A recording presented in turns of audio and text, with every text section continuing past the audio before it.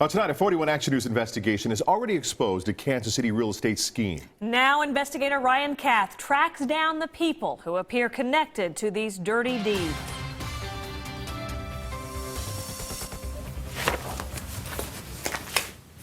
After reviewing stacks of housing records, we discovered 8 homes that have transferred to Willis King through quitclaim deeds in the past year. King is a 71-year-old living on Kansas City's east side. There's something I need to talk to you about. We asked him about all the properties in his name. Do you have all these homes? No, don't have none of them. This is the only home I have right here. King told us he has a son named Willis Watson who owns several properties around the city. King thought his son had bought the homes from tax auctions. If he was signing your name for these somehow, would that make you mad? Yes, it would make me mad if there's something illegal about it. Of course it would. Our investigation found Watson acquired 6 homes through quitclaim deeds from 2009 to 2011. Some of those signatures were also of dead people, or suspiciously different than the originals. The tough part was finding Watson, seen here from a 2009 mugshot for burglary. Is that your signature? Nope. The most recent forgery was Phyllis Ripley's house on Forest Avenue. She walked away after bills piled up and she could no longer afford the payments. But this month, she walked back with us to find out who forged her name on this deed. Nobody opened the door that night. What would you say to the person who forged your name if you had a chance to? Hey, you want the house? We could have worked something out, but don't forge my name. But we went back the next day and finally got a chance to ask for ourselves. Are you renting this house? Well. No, sir. Are you Willis Watson? I'm sorry. Willis Watson? Turn the camera off? Well, I wanted. I'm cleaning. We're cleaning. Sir. Okay, I want to ask you a question. I'm Willis. not. No, sir. Willis. No, I'm not, sir. I'm sorry. Did you forge this deed, Willis? No, sir. Willis? No, sir. How did you get this deed?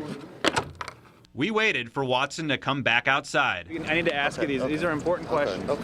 Listen. Don't touch the camera. Don't touch. Willis, how did you get the deed to this house? How did you get the deed to this house? I need to put this on camera. This is important. Willis? Willis. Your name is Willis Watson, right? No. Yes, it is. I know what you look like, Willis. Sir, you're right. What's your name, sir? Ryan Kath, Channel 41. Okay, sir.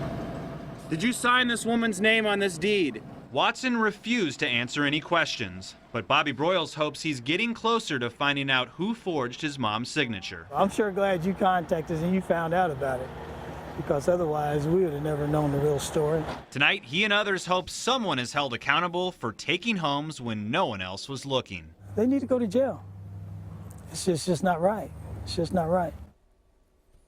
Tonight, the FBI is aware of the findings from our investigation. I'm told they are looking into the details we just showed you.